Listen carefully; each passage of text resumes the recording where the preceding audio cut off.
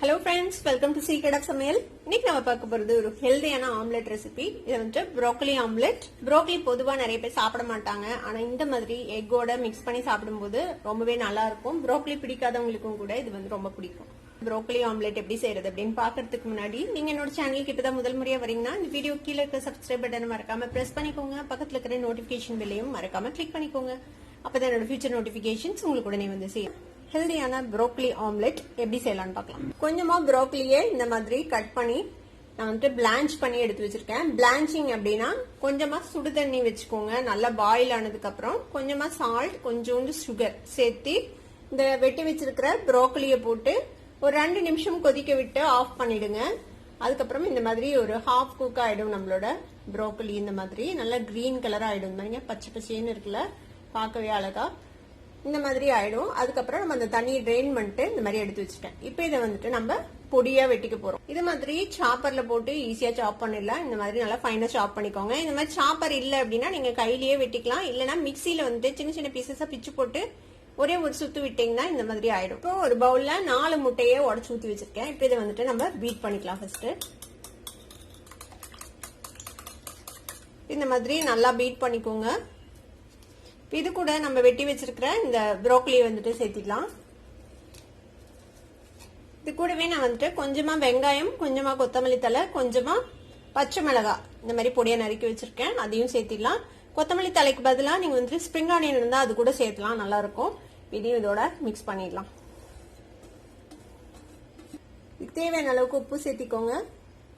கூட கொஞ்சமா chilli powder, ஒரு 2 பிஞ்ச் அளவுக்கு, கொஞ்சமா பெப்பர் பவுடரும் சேர்த்திக்கலாம். நல்லா மிக்ஸ் பண்ணி விட்டுருங்க. இந்த மாதிரி பீட் பண்ணி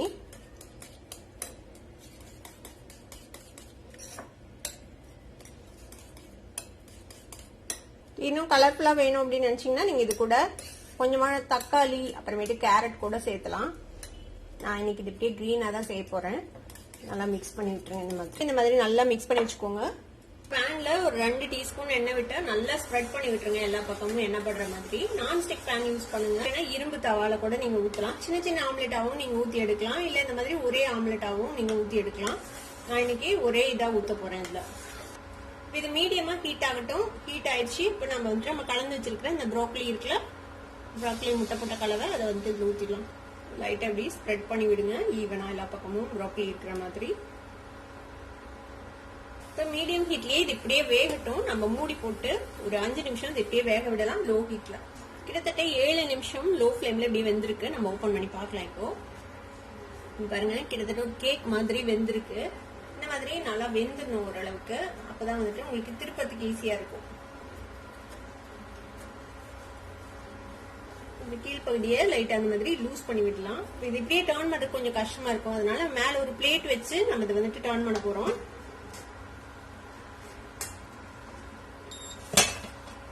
சூப்பரா கீழ்பகுதியில நம்ம நல்லா ரோஸ்ட் ஆயிடுச்சு. இப்ப இதை இப்படியே திருப்பி போட்டு நம்ம அடுத்த சைடும் நம்ம வந்துட்டு நல்லா வேக விடணும். கீழ்பகுதி சீக்கிரமா வெந்துடும். ஒரு 2-3 நிமிஷத்துல வெந்துடும். இந்த சைடும் வேகட்டும். அது வரைக்கும் வெயிட் பண்ணலாம். இப்போ ஒரு 2-3 நிமிஷம் வெந்திருக்கு. கீழ்பகுதியும் வெந்திருக்கும். திருப்பி அதே மாதிரி நம்ம பிளேட்டை கவுத்து போட்டு நம்ம வந்துட்டு எடுத்துடலாம். இதை அடுப்பு ஆஃப் பண்ணிடலாம்.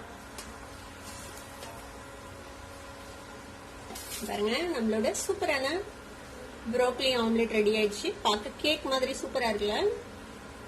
இதை வந்துட்டு நம்ம வேணுங்கிற ஷேப்ல நம்ம கட் பண்ணிக்கலாம். சூப்பரா சாப்பிட்றதுக்கு கேக் மாதிரியே இருக்கும். இது ரொம்ப ரொம்ப ஹெல்தியான ஒரு ஆம்லெட் ரெசிபி. நிறைய பேருக்கு ப்ரோக்கலி பிடிக்காது. ஆனா இந்த மாதிரி செஞ்சு கொடுத்தீங்கன்னா கண்டிப்பா விரும்பி சாப்பிடுவாங்க. நீங்களும் இந்த மாதிரி ப்ரோக்கலி ஆம்லெட் ட்ரை பண்ணி பாருங்க. ட்ரை பண்ணி பார்த்துட்டு எப்படி இருந்தது அப்படின்னு கமெண்ட்ஸ்ல ஃபீட்பேக் கொடுங்க. இந்த வீடியோ உங்களுக்கு பிடிச்சிருந்தா சப்ஸ்கிரைப் பண்ணுங்க. பக்கத்துல இருக்க பெல் ஐகானை கிளிக் பண்ணுங்க. அப்பதான் என்னோட ஃபியூச்சர் நோட்டிபிகேஷன்ஸ் உங்களுக்கு உடனே வந்து சேரும். லைக் பண்ணுங்க, ஷேர் பண்ணுங்க. தேங்க்யூ ஃபார் வாட்சிங் வீடியோ வியூவர்ஸ். Bye by.